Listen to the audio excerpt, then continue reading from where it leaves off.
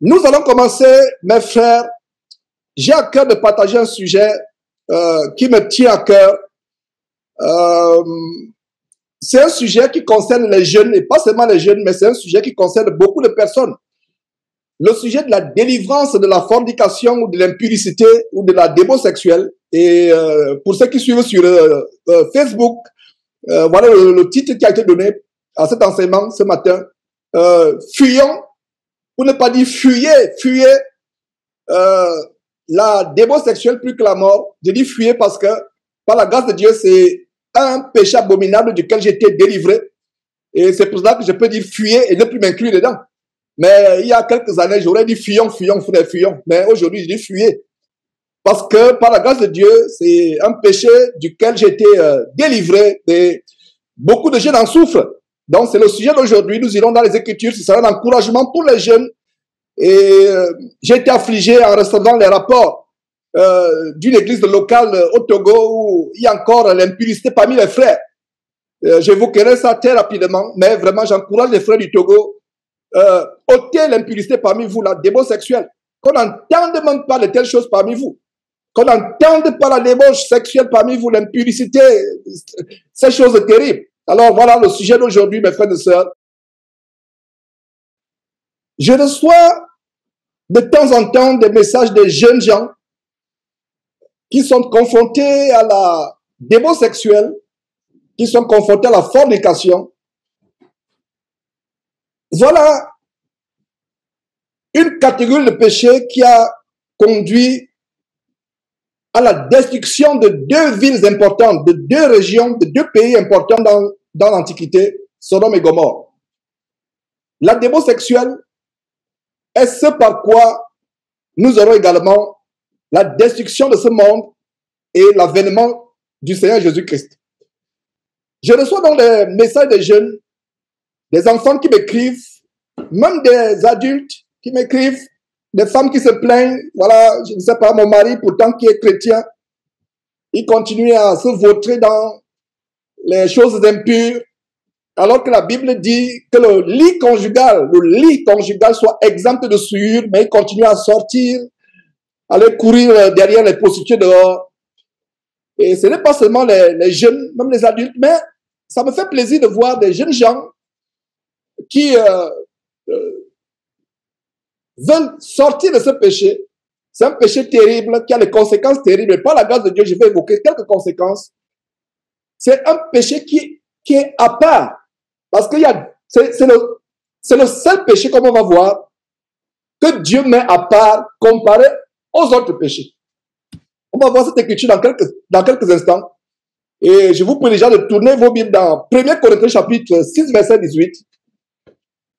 Et avant de lire ce verset avec vous, 1 Corinthiens, ce sera l'écriture phare de ce matin, de ce soir. Il y a un jeune, cet enfant qui m'a écrit il y a quelques jours. Je veux vous partager son témoignage, enfin pas son témoignage, son cri de secours. Ce jeune homme, cet enfant, c'est un enfant, il a 16 ans.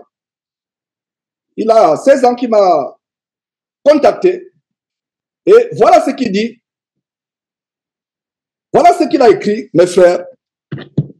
C'est quelque chose qui a touché mon cœur. J'ai dit, waouh, ça c'est merveilleux. Je rends grâce à Dieu de ce qu'il y a des enfants qui recherchent la sainteté, la piété. Un enfant de 16 ans, je vais vous lire cela. Bonjour, monsieur. J'ai 16 ans. Je suis un garçon. Je vis dans l'adultère. Quand j'ai vu ce mot, j'étais choqué. Il vit dans l'adultère et un enfant de 16 ans, la manière par laquelle il écrit, c'est un enfant instruit, très intelligent. Parce que pour un enfant de 16 ans, quand je vois les enfants de 16 ans écrire aujourd'hui, vraiment, c'est des assassinats grammaticaux quand ils écrivent. Des assassinats grammaticaux. Mais cet enfant écrit très bien, il s'exprime bien. Alors, qu'est-ce qu'il dit? Je suis un jeune homme, je suis un garçon et je vis dans l'adultère. Il dit adultère, il n'est pas marié. Donc, ça veut dire qu'il sort avec les femmes mariées. Incroyable.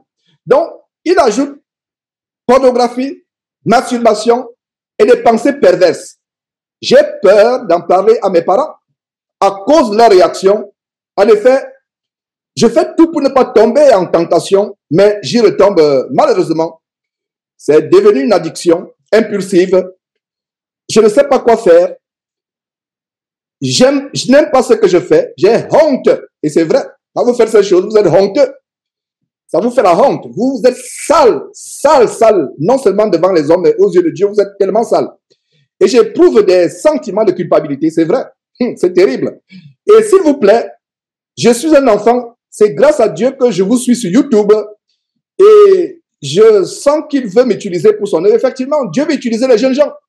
Dieu veut utiliser les jeunes gens. Et vraiment, c'est la grâce de Dieu d'avoir des jeunes gens qui créent le Seigneur pour être utilisés plus tard. Donc, je sens que Dieu veut m'utiliser pour son œuvre. Je n'ai pas tellement d'amis. Je suis incompris par mes camarades. Et c'est vrai, si vous décidez de suivre Dieu, jeune fille, jeune homme, tes camarades de classe, tes collègues vont te trouver de bizarre. Alors, je suis incompris par mes camarades de classe. Je suis totalement seul face à cette tentation. En me regardant la classe, j'ai honte de moi. J'ai vraiment honte en regardant ma famille, qui ne connaissent pas ma situation, donc sa famille ne sait pas ce qu'il fait. Mais Dieu sait.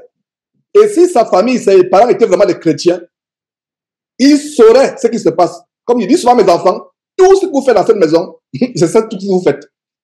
Rien ne m'est caché. Dieu me révèle tout ce que vous faites. Mais donc, ses parents certainement ne sont pas chrétiens. Et il dit ses parents ne savent pas sa situation à la maison. Merci d'avance pour votre aide. Que Dieu vous garde et vous protège. Amen. Voilà ce que je lui ai écrit. Bonjour, tel. Je n'ai pas voulu donner son nom pour ne pas l'affliger davantage. J'ai caché ces informations. J'ai dit, c'est déjà une très bonne chose que tu aies pris conscience de ces péchés abominables qui peuvent causer ta mort. Effectivement, c'est ça le sujet d'aujourd'hui. La fornication cause la mort des jeunes. La fornication. J'ai eu un cas ici au Texas, un enfant que j'ai pris dans ma maison, un jeune que j'ai presque adopté comme mon enfant, conformément de l'avoir adopté.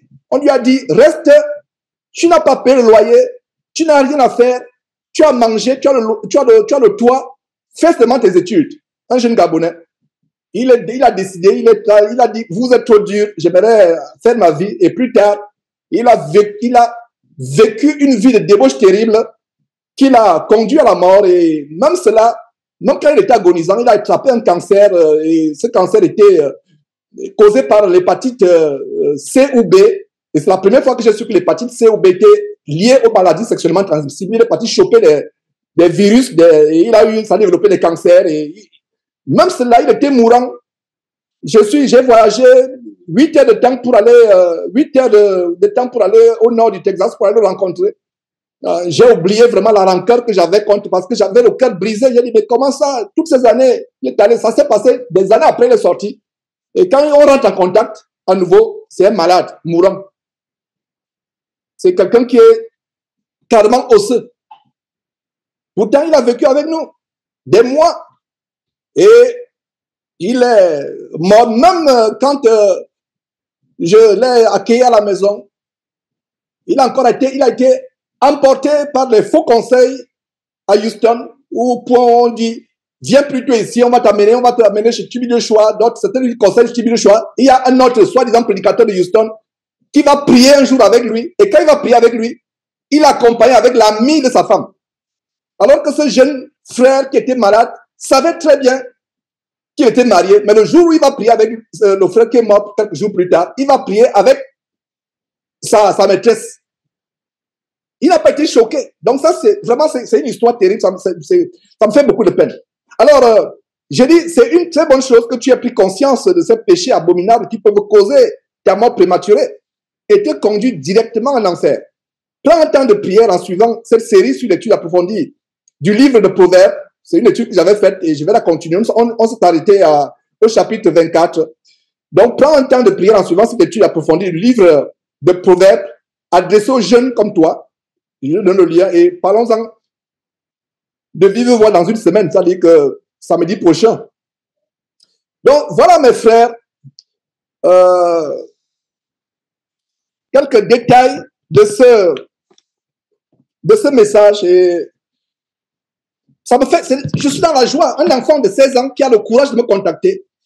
Et il y a d'autres jeunes filles qui m'ont contacté. Il y a une au Togo, une au Cameroun. Des enfants aussi qui ont été affranchis de la débauche sexuelle.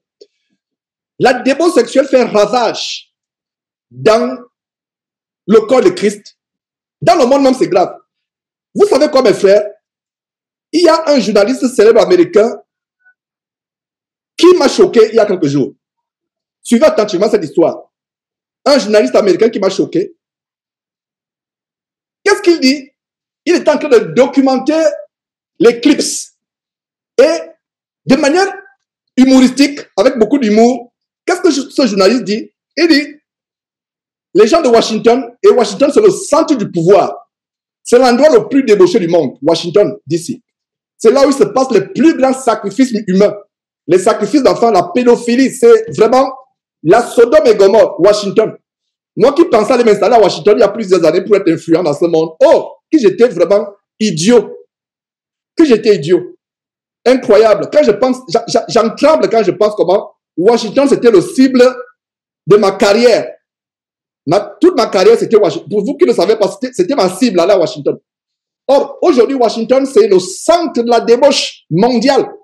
Vous voyez ces gens au Congrès, à la Maison-Blanche, au Sénat américain, qui sont là, qui paraissent dignes, qui paraissent nobles. C'est les plus grands débauchés du monde. C'est les plus grands satanistes. Alors donc, un journaliste américain les a tournés en bourrique. Le journaliste dit, voilà les clips qui arrivaient. Et il imagine combien de sacrifices il y aura à Washington. C'est un journaliste américain très célèbre. Il imagine combien de sacrifices il y aura à Washington. Et généralement, on exige des filles vierges pour être sacrifiées.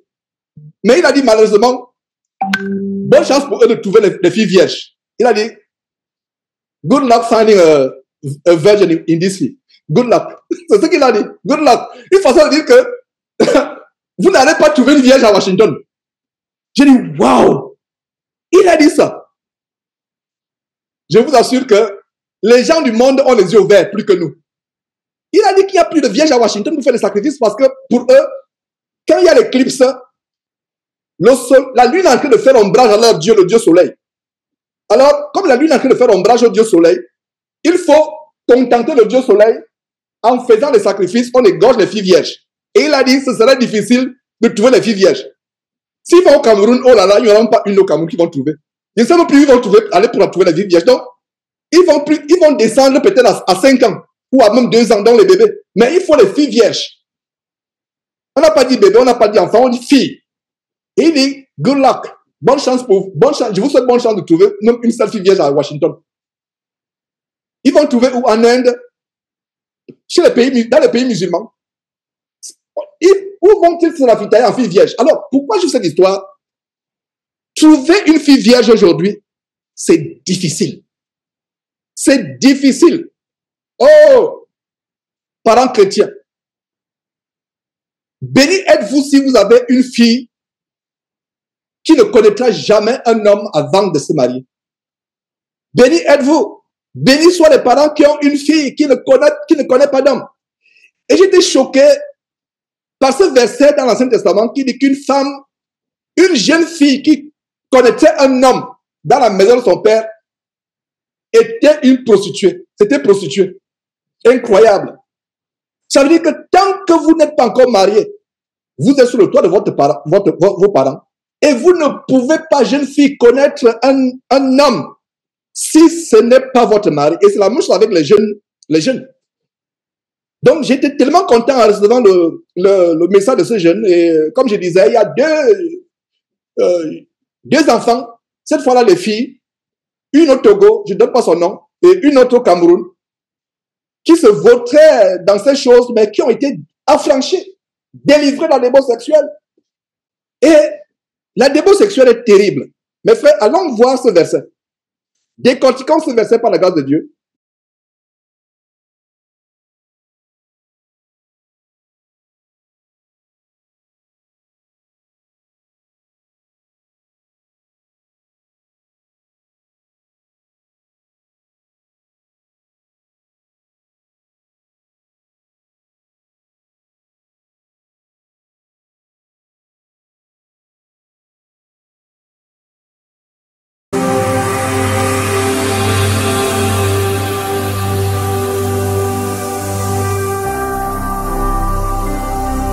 Jésus-Christ TV. Vous connaîtrez la vérité et la vérité vous affranchira.